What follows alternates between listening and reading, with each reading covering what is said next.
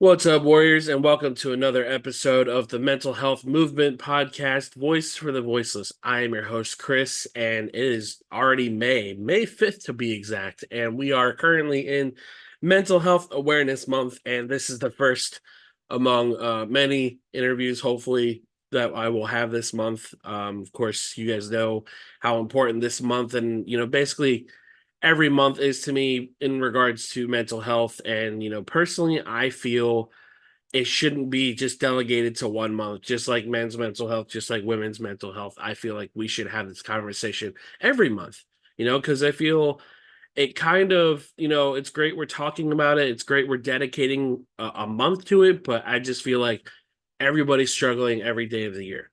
And if you keep it at a month, it's just like, okay, so what are we doing the rest of the 11 months? You know, but that's just me. I just feel that awareness should go across the board, not just be strict to one month. But that being said, today's guest I've known her, I believe, about 4 or 5 years. She's one of my moderators in our mental health group on Facebook, and she's a good friend of mine. And I'm so grateful that she decided to reach out and come on the podcast. So please help me welcome Brittany. Brittany, how you doing today? Hey there, I'm doing great. How are you? I'm doing good. Thank you so much for coming on the podcast. I feel like this has been going for a while, and I'm surprised you haven't been on here sooner. I know, me too. I had to work up the nerve, but I'm I'm excited. glad you reached out because I'm really excited to hear about your story. I mean, obviously, I know a majority of the things that you've shared with us in the group and personally in our group chat. So, um, yeah, let's uh let's get this started the right way. Where does your journey into mental health start for you? Um, Gosh, I would say when I was in elementary school, when the signs of anxiety started to come out, and in children, we know that can be a little different than adults, but at that age, I had severe stomach aches during school and I cried a lot. I really felt the need to want my mom. And that's kind of where it first met, it first started. Right. So I can only imagine that you were probably taken out of school quite a bit, or did your mom just kind of leave you at school and be like, "Oh, you'll be okay"? Actually, she worked at the school. She was Okay. my vice principal. So they would take me to our office quite a bit, and she would basically talk to me, give me a hug, try to get me calmed down, and say, go back. But I would always be back a little bit later that day for something. So But what did it was nice to have her there. So that's good. What did resources look like back then? I mean, I know elementary school we're fairly young, so I mean, it's hard to pinpoint exactly where the world was, but do you yeah. remember there being any sort of resources that your mom, had for you? Um, Even before the resources came the stigma. My mom thought it was just me being a child trying to get attention.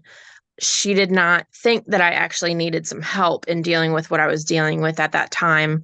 And even when the next diagnosis came, too. So, the only research that I was aware of at that time would have been the guidance counselor. Um, Other than that, my mom wouldn't have wanted to admit that there was an issue that we needed to seek help elsewhere at that Right. point.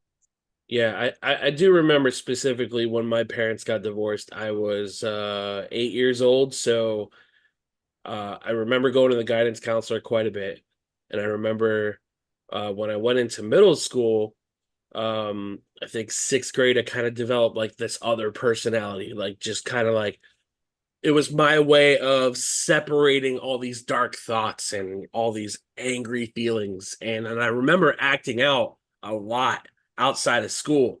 And it caught on inside of school, and I had to go to the guidance counselor and start talking to them. Why are you doing this? Again, it was like, oh, he's a kid, he's just trying to get attention kind of thing. Hmm. But that guidance counselor, man, I wish I could remember her name because she got a lot out of me at an age where again that stigma of they're kids, they're just acting out, and it's that transition period from elementary to middle school. um and I remember nothing ever becoming of those guidance counselor sessions. It was Right. just more we had a conversation and it never went further than that Yes. room. My parents were never made aware of it. So it was really weird. Right. Right. Yeah. So Um, you had anxiety when you were in elementary school. Did that yes. carry over to middle school, high school too, or it kind of Absolutely. cooled down? Absolutely. The depression made its entrance into my life around age 15, 16. And the very first time I remember having experience with that is I went into this class and one of my good friends I'd known like all my life sat down in the desk in front of me. He turned around and he said, "Hey, how are you?" And all of a sudden I just busted out crying. I mean, bawling. And he was like, "Oh my God, what did I do?" And I'm like, "I don't know. You didn't do anything," but like, and I had to, leave the classroom. And from then on, it kind of happened quite often. It was crying with, it didn't seem like any reason for it. Um, I do think that mom did seek a little bit of help at that time, because it was, I believe, diagnosed anxiety and depression somewhere around that time. And then, of course, as teen years went on through high school, you're also dealing with the hormones. And that was very difficult, I think, because those hormones seem to be exacerbated by the already there mental health issues. Right. So I was very moody. um, and then once I got to college, I was then diagnosed with fibromyalgia and chronic fatigue syndrome. The way that started was actually in college, I was working part time, going to school full time, and having EMT classes half part time too. And I would sleep, and I wanted so much sleep. I would sleep in the car between my classes. I mean, I would sleep as much as possible, even though I was so busy with all those things, and I never felt rested. And I was at times very, very weak. And I was having a lot of body aches and pains. And I went to so many doctors, neurologists, all of that. And what came from that was the diagnosis of fibromyalgia and chronic fatigue. Right. So that came in during my college years. So now we're at, anxiety, depression, chronic fatigue, fibromyalgia, and then into my adult years. Actually, no, I'm sorry. I forgot one in college, the ADD. I definitely had a hard time focusing on one task, and I had test anxiety horribly. Um, but I would try to organize, let's say clean your room. I would start in one area and then I'd go bounce over here and there. So like I never got done because I could not like I could not focus. And it wasn't not, I could sit still. I sat still fine. It wasn't the ADHD hyperactive part, but it was just focusing. And then once I got to adulthood, the mood swings became more prevalent. And I had like obsessive thoughts. Um, I was paranoid about different things at different times. So then came the bipolar diagnosis. So that was more recent. That was, I would say, probably just a couple years ago, um, I think I that do I've been remember dealing. you sharing that diagnosis with us, right? Yes, I was pretty shocked. Yeah. But at the same time, I almost expected it too. Mhm. So let's rewind back to when depression started making its way into your life.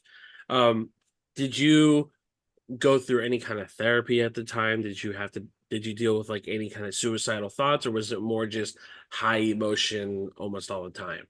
It was high emotion all the time. I do believe I had a counselor at that Mhm. time, which I think throughout my life, having a counselor has helped all the Right. way through, no matter what year, how old I am.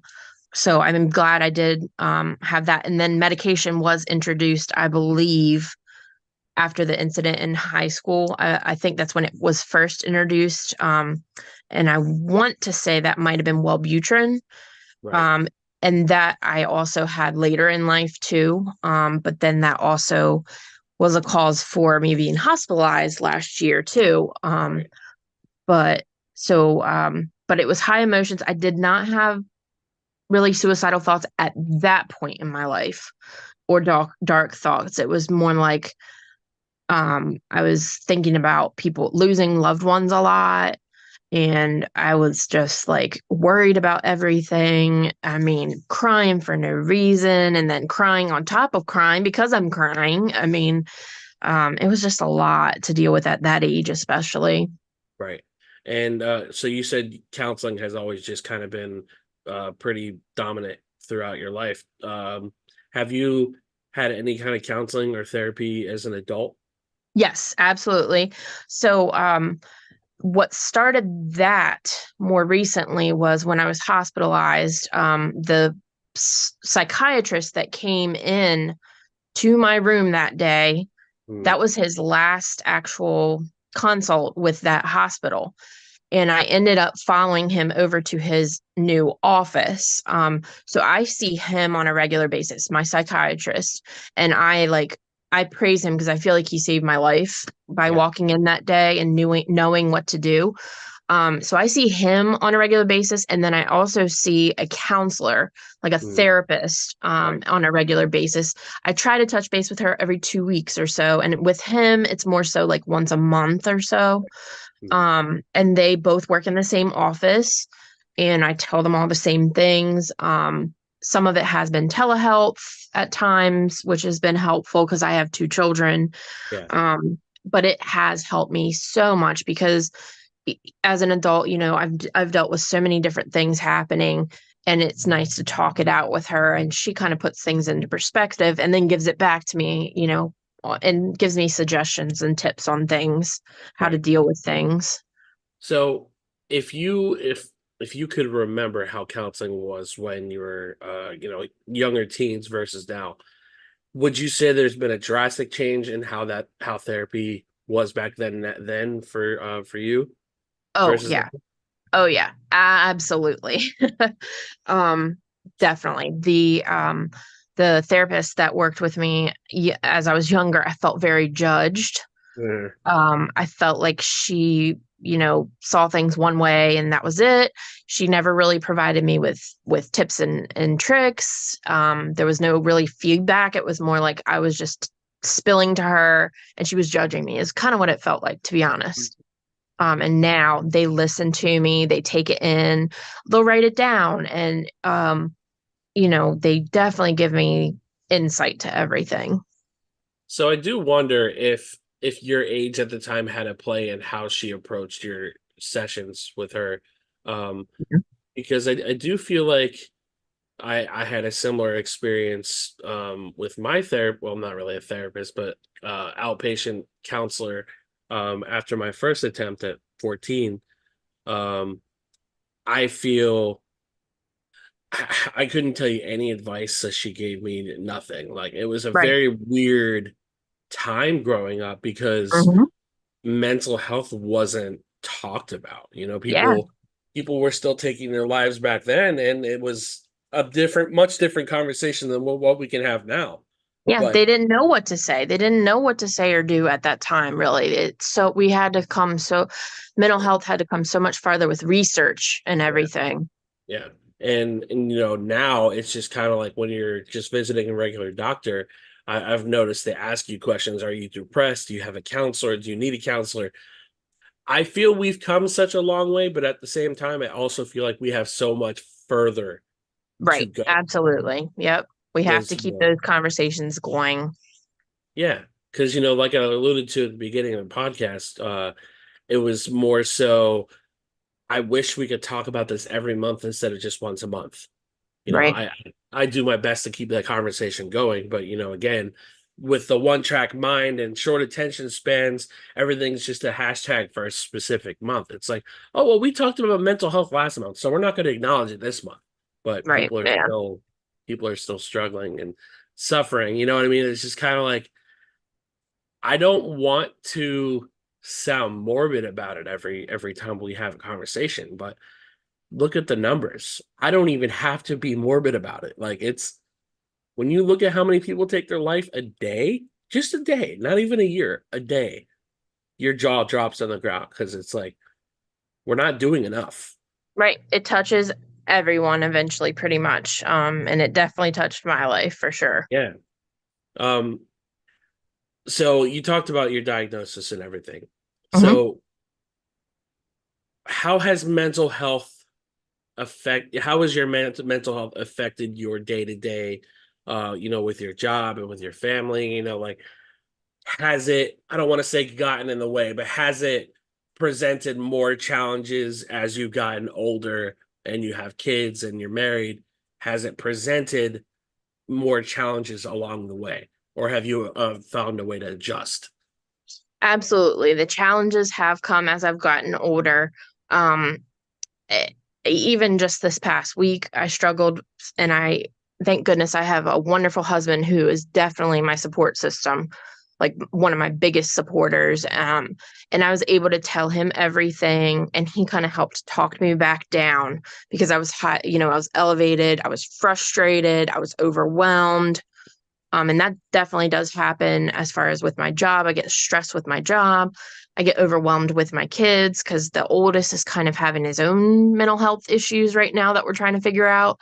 So like I'm dealing with mine, dealing with his, and stress at work. So it has been difficult, but medication is one way that it's helped. The counseling has definitely helped. Um, Writing things down sometimes Yeah, helps too, because that's kind of absolutely. almost like a release. If Hmm. something's bothering you and you can't let it go, it's almost like if you write it down and then throw it away, you can try to let alleviate that stress off your shoulders.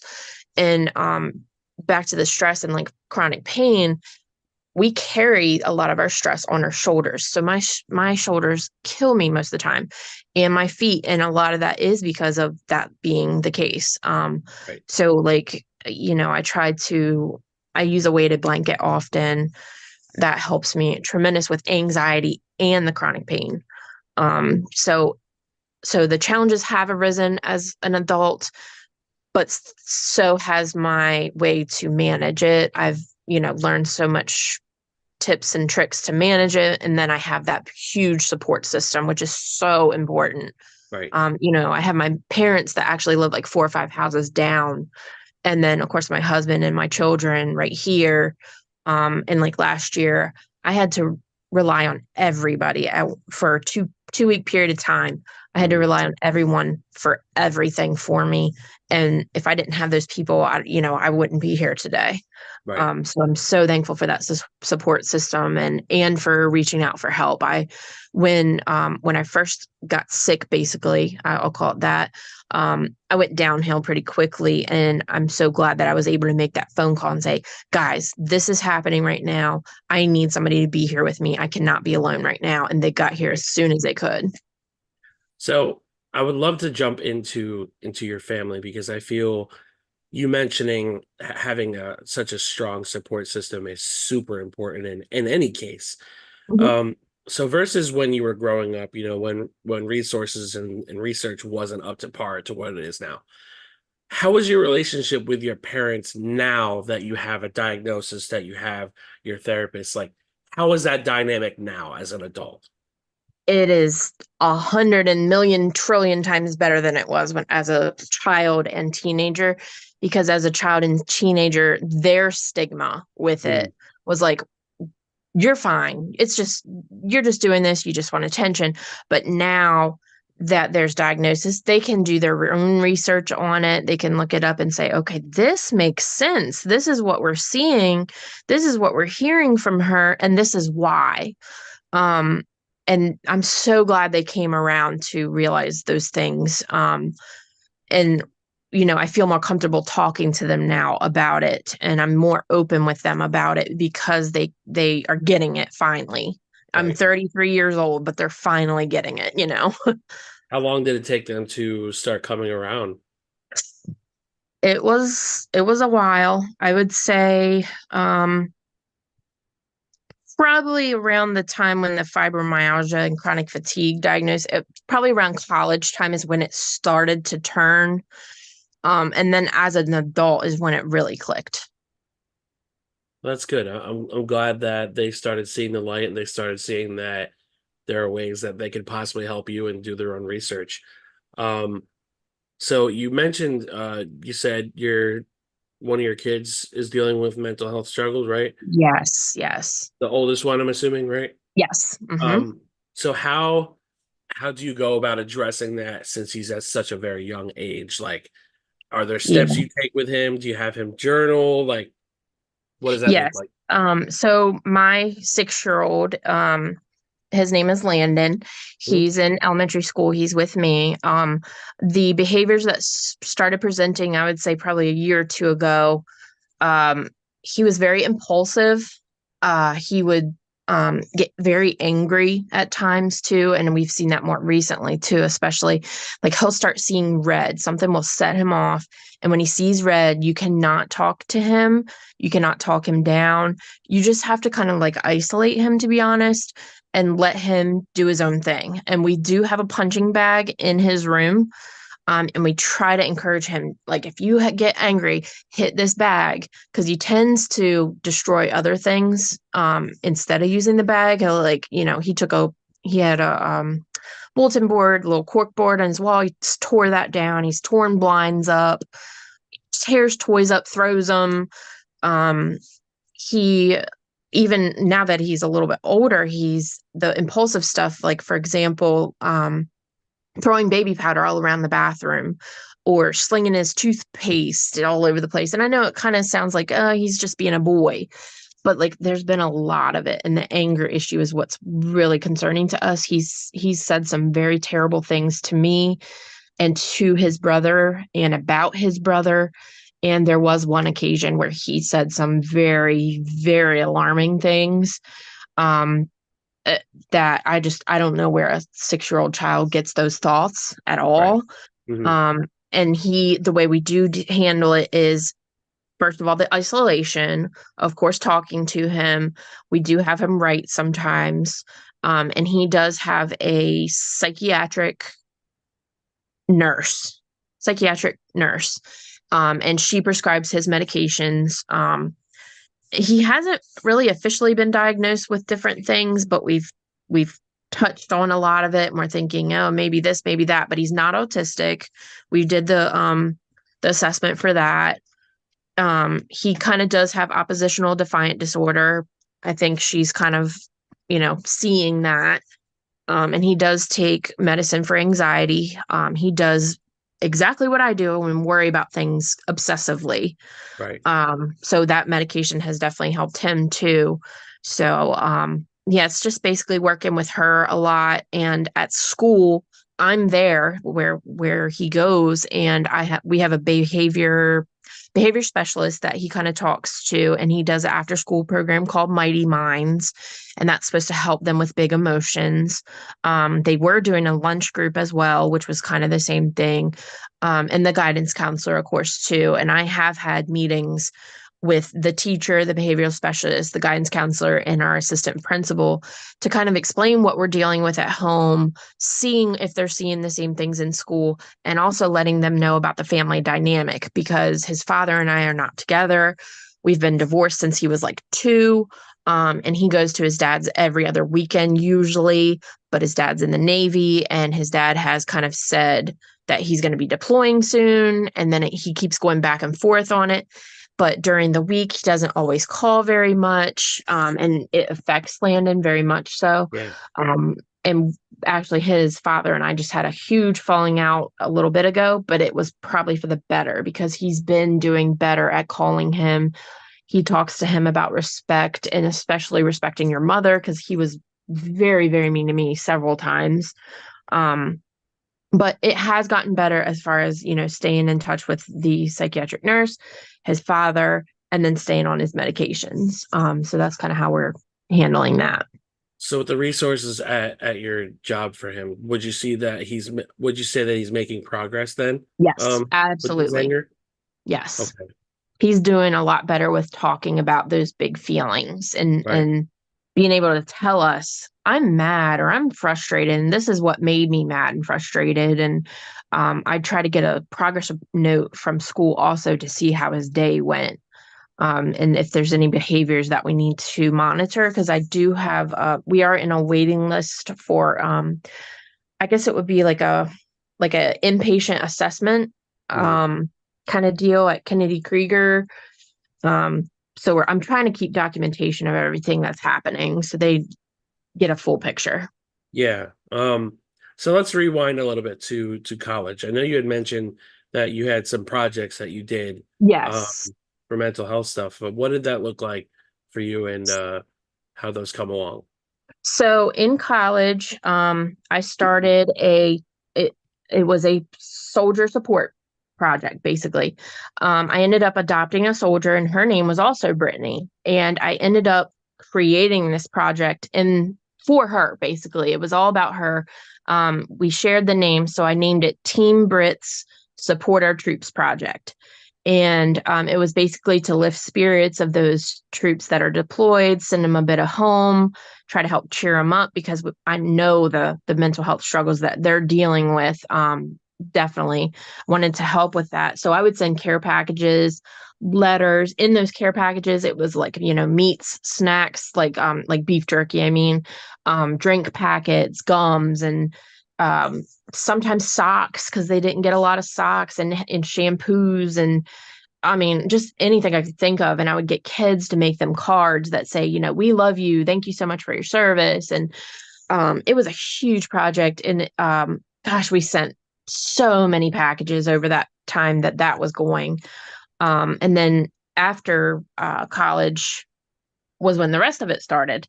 After college, I got a job with the local health department, and I was the resource coordinator for a organization that served I'm sorry, not mental, children, youth, and families in our area. And we came up with this project there that was called Mental Health No, like KNOW, the facts, no, NO, stigma. And we had a big conference, we had a guest speaker. There was like mini sessions you could sign up for that were like specialized. So, for example, men's mental health. And there was like a speaker that would teach that. And then over here, we would have suicide prevention and things like that. Um, Under that project, we also had what was called race, like RACE, the stigma. And that was basically like a 5K run slash walk. And at that, before the walk, there's tables set up all along that have resources. The health department had their own resources, and then you have all the different counseling agencies and the emergency room staffs, and like they would give you all the information you need and link you to all the resources in the community. And then of course it raised money for that same cause. So I was very passionate about that too. And then came the American Foundation for Suicide Prevention. For several years, I helped plan those walks in Ocean City, Maryland, actually. And I was huge in like coming up with all the resources that we would have at that day. They would have tables set up. I would plan where each was. We would have memorial beads. You wear different colors for different things. I lost a sister, I lost a brother. I have my own thoughts. You wear different colors for all that. We had a memorial area where you would decorate a sand dollar. And I wrote a poem Um, actually about sand dollars. And kind of we put them on bookmarks actually. And it was about losing someone basically and remembering them.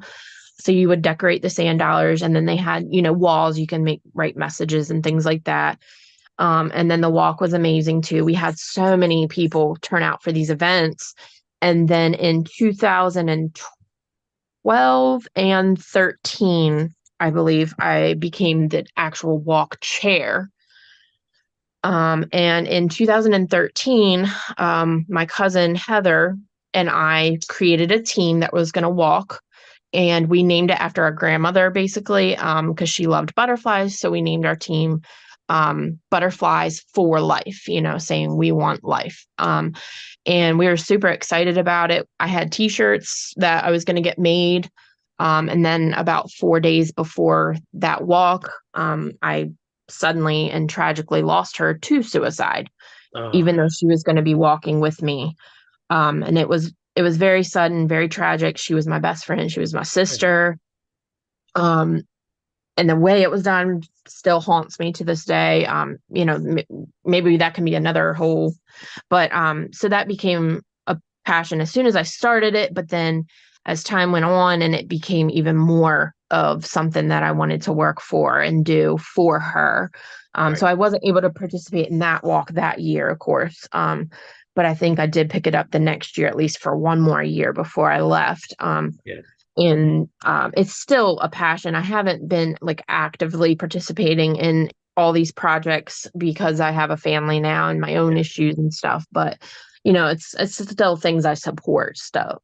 So Do you have a yearly ritual on honoring her?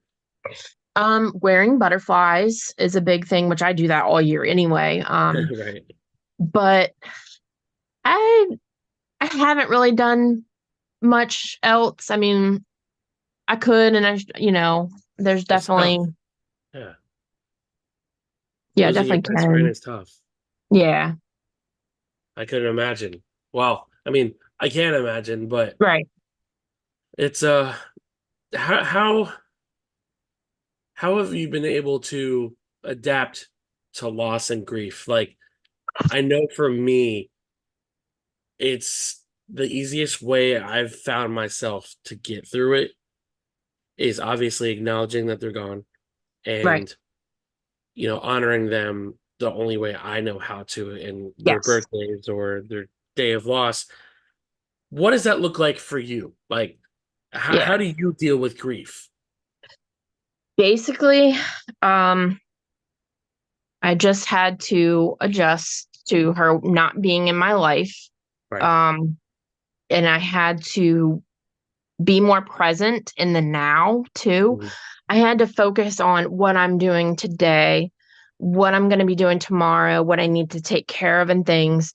And I had to kind of force myself to not think back so much because if I let myself, I would think about the what ifs. I was probably one of the last people she talked to. What if I noticed the signs? um I there was a time I didn't really believe it was actually suicide. So, letting myself go back, I could not. I had to try to let it go some. So now, like you said today, it's honoring them, living life for them, basically how they would be living now. Right. And I always think about, her being here for my children and stuff like that. So now I try to think, she's in a beautiful place and she's not in pain and she's not struggling with the mental health issues that she was when she was alive. She's actually, as they say, at peace. And Right. that helps bring me comfort. And then also knowing that I'll see her one day. I Yeah. I will find out all the truth Right. when that time comes, and I'll be with her again. Yeah. And I feel I wish that was something that we learned growing up was how to grieve, is, Right. how to deal with loss. Because I feel out of everything that we should be prepared for, 90% of what I have dealt with as an adult was not taught to me in school. Right. I couldn't tell you one lesson except for maybe my psychology class. I couldn't tell you one lesson out of that entire 12 years of being in school Yeah. taught me, Yeah. besides like all the negative shit. I can tell you. I can tell you I got bullied. I can tell you I attempted Oh at my yeah. life, Hmm. and it's really hard to talk about grief because not everybody really knows how to grieve in a healthy manner. And I think everybody struggles with that first step of grief, and that's Right. acceptance. Yes. Because I feel so many of us are so quick to jump to the denial stage.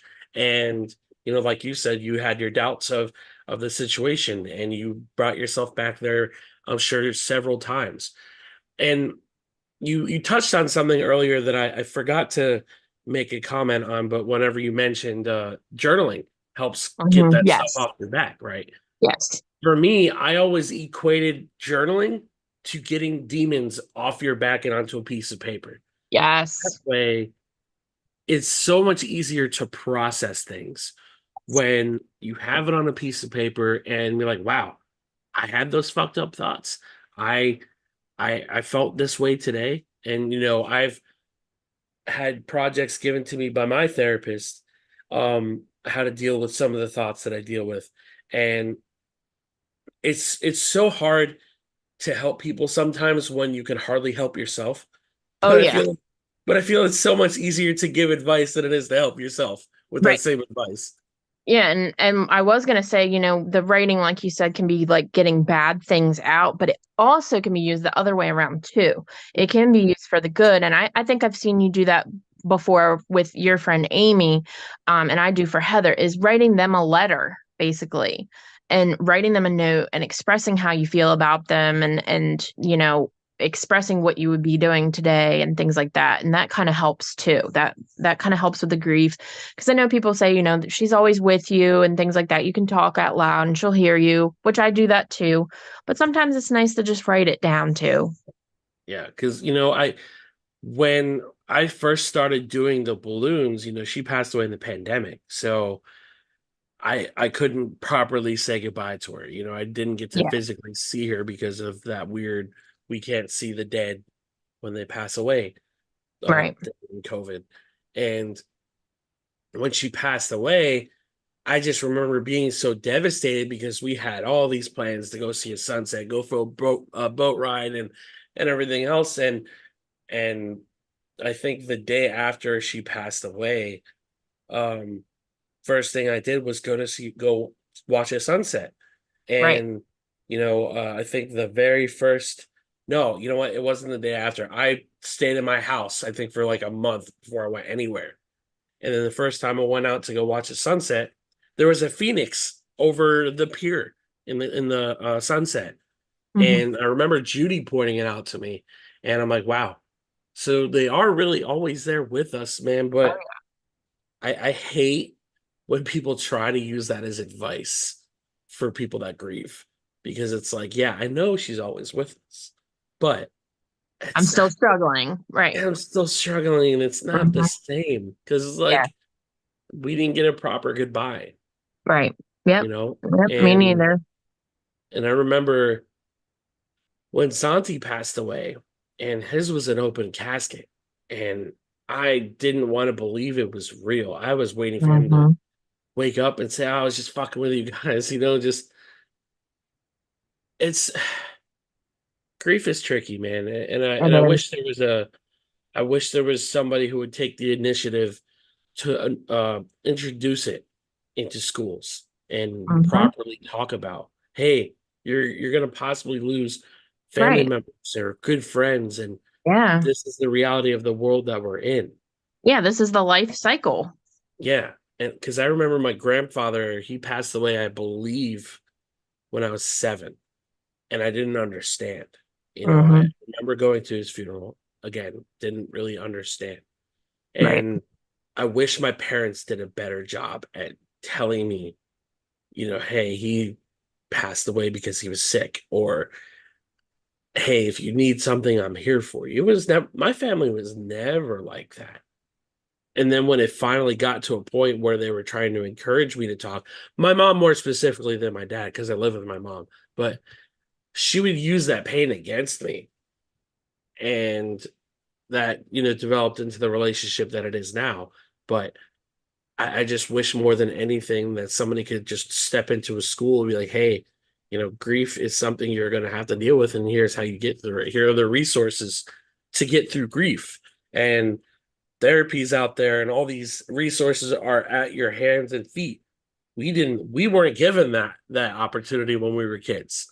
Right. We were just, tough it out, put dirt in it, and has anybody passed away in your life recently that your kids were close to? Like nobody's passed away, have they? No, not since that time, Right. thankfully.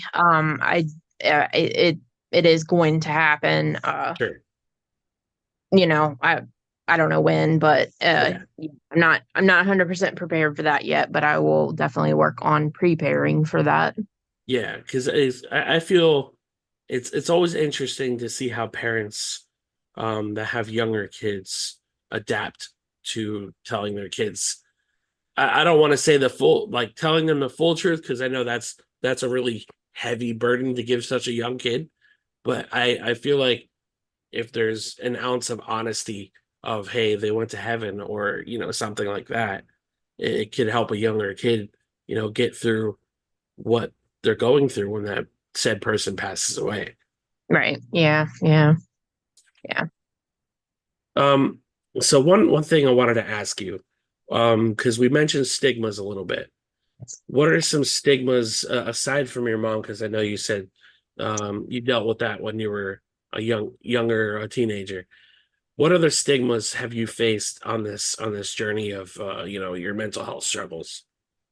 Um, Basically at work, like when you get signing papers and things like that, they ask you about your medications and they ask you about your like medical history and stuff like that.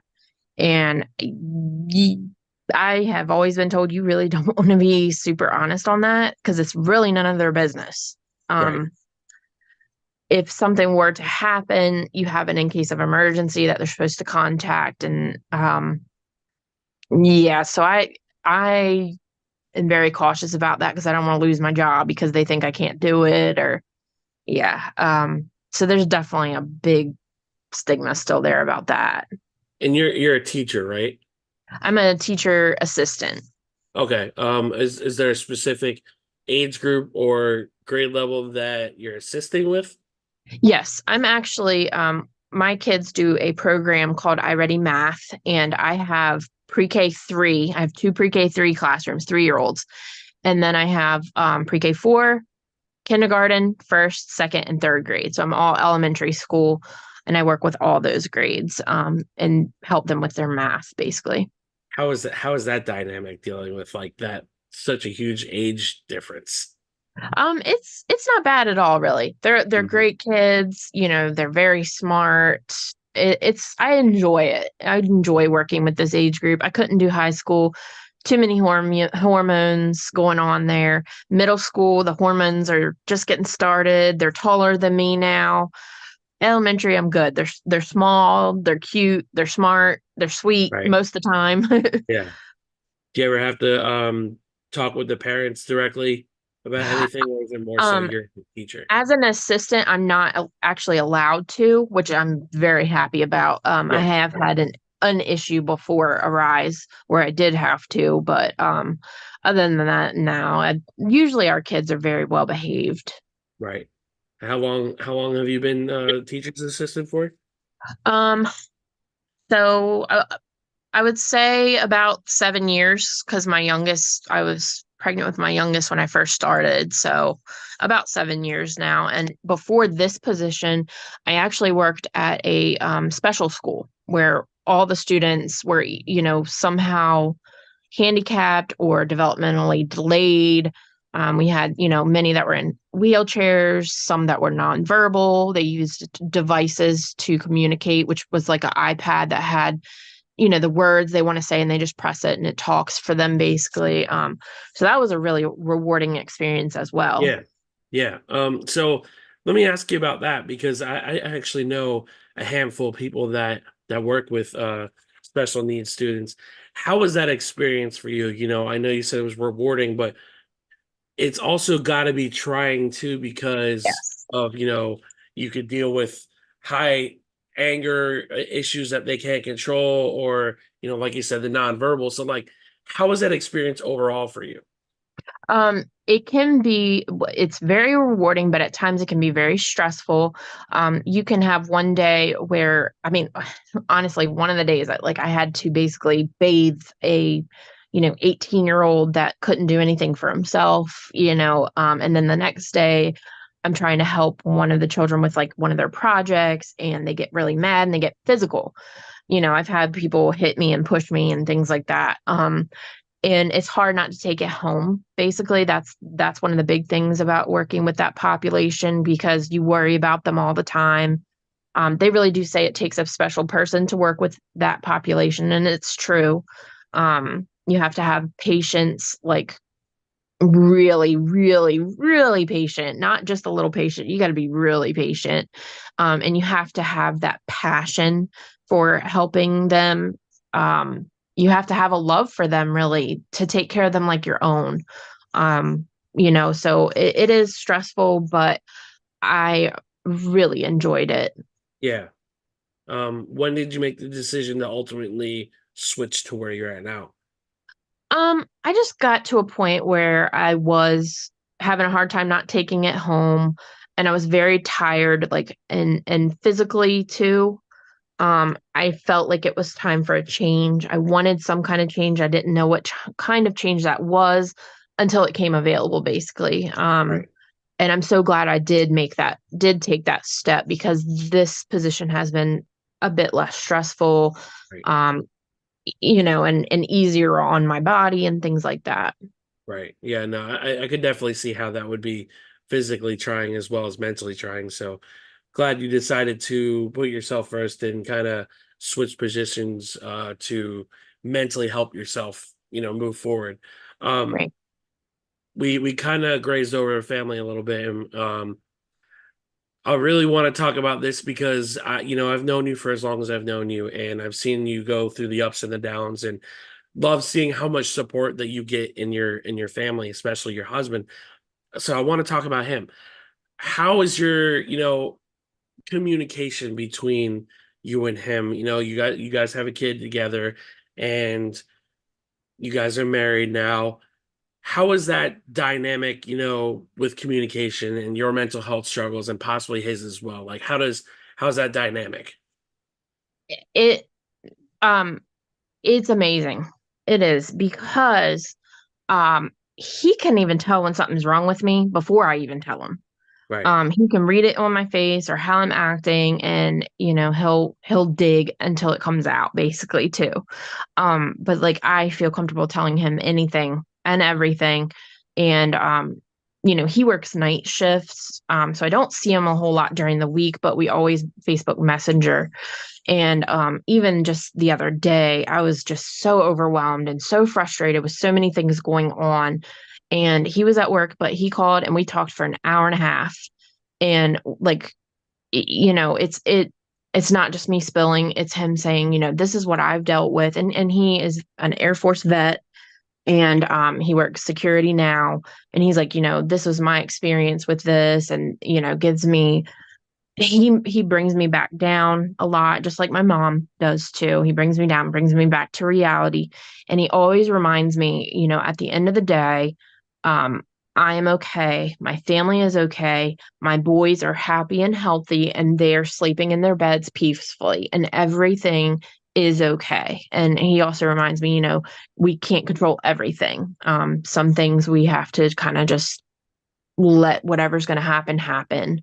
And when I get tired, for example, last night even, I started falling asleep when we were watching Dateline, and it was like 6:30, and I'm usually up way later than that. But he was like, you should probably go ahead and go to bed and get some rest. And I needed that so bad. And I really did sleep really good last night.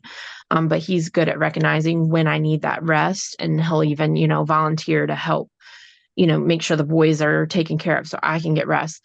And then also during the week, he helps me with tasks around the house. And that is like a huge, huge help because, I'll work all day and then I'll get home, and then I have to get the boys dinner and baths and homework and then a little playtime. And I don't feel like doing a lot of housework. So he takes care of that a lot during the week. And that really helps me too. So our marriage and dynamic is amazing. I'm so, so thankful because before that, I was actually with the oldest son's father, and that was so toxic, so toxic. Even when he was 2 years old, he yelled at me in front of the 2 year old.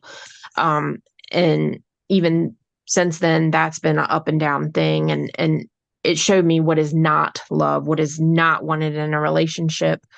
And my current husband Matt has just been absolutely amazing with the boys and with me, and I am so thankful for it every day because Yeah. I would not be where I am. Yeah, you absolutely deserve that support, and I'm really happy that your house, your family is happy. So that definitely makes my heart happy hearing that. Yeah, thank you. And I thank you for your support too, because and there's definitely been many a nights I'm like up in the middle of the night and I'm like struggling, and I'll reach out to the group basically, and you're always like the first one on it, and so supportive and so sweet. And I'm glad that we've been there for each other's journey through this all, and it does feel like a big family and everything. And I love everyone. They're the sweetest people.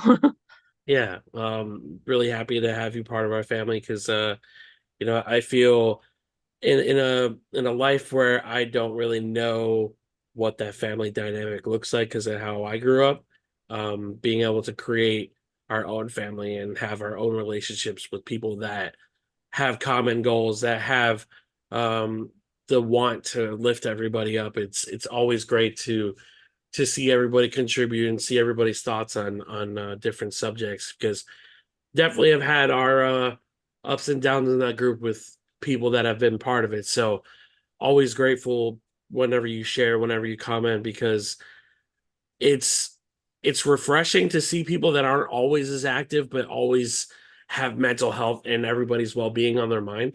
Right. Um, and with that being said, on the family perspective, I know it's kind of like a running joke with everybody's marriage because the in-laws. How is your relationship with his family? Awesome. Yeah. Awesome. She actually just watched our youngest for us this weekend so that we could get some time together to go out to dinner. And during that time I was hospitalized. She was very supportive. What can I do to help? Um, she has always been there for my husband too. She raised him basically as a single mom. And so knowing that history too, I know that they're amazing people and they're very supportive. I love that. So at the end of every podcast, as you know, I'd love to read a quote or anything that has to do with the subject that we happen to be covering. Before I read mine, do you have anything for our listeners before we close out today? Yes. So just a couple like quick tips would be, don't be afraid to ask for help. Don't be afraid to make friends. Please, please always take your medications if you have medications, and do not stop them cold turkey.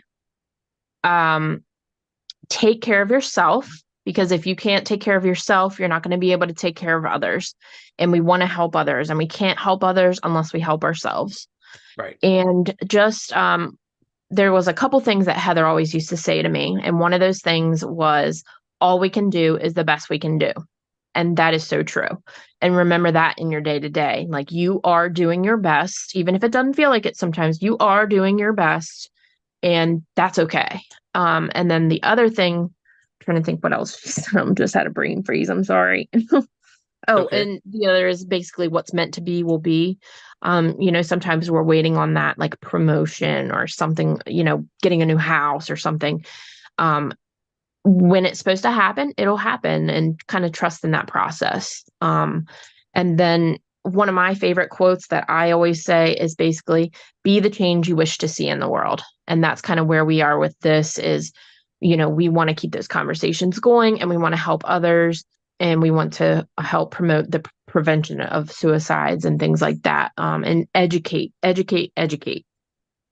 I love every word, especially the be the change you want to see in the world, because it's so important in any cause that you're supporting, guys, that you be the leader that you know you can be. Not all of us are meant to lead a pack, but if you can lead yourself in the right direction and follow the right people and surround yourself with the best possible people, you can go so far in this life. And like Brittany said, if you can't love yourself, if you can't take care of yourself, you can't take care of others. And it's okay to ask for help, guys. It's okay to call that crisis line. It's okay to look for a therapist. It's okay to have this conversation and say, "Hey, I'm not doing okay." It is more than okay to talk about that, guys. So please, please, please reach out, call whoever you need to call, and please know that you're always supported and you're always loved. Yes. Um, so the quote that I have is a little bit different than usual, guys. This is just the Mental Health Awareness Month post that I put in the group, and I wanted to read to you guys. So this month being Mental Health Awareness Month, One in four people suffer from a mental illness, but sometimes it could be invisible. Please check on your loved ones, even the strong ones who seem to have it all together. You never know what somebody is facing. And, guys, I preach this every podcast. I'll continue to preach it. Suicide does not always have signs. Suicide and mental health struggles are not always visible to the human eye. But if you're going to be there for somebody, please know that what that entails. Not all of us are built to be a support system. Not all of us are built to help people, but you can help somebody even if you're not, if you don't feel that you can handle that, you can push it to somebody that can help them. Don't let people struggle, especially people that are in your immediate circle, because every day these suicide numbers climb, man and woman. Depression, mental health struggles do not discriminate. So please, guys, reach out to each other, remind each other how much that we're loved. And as always, be gentle with yourselves. Until next time, guys, take care. Much love.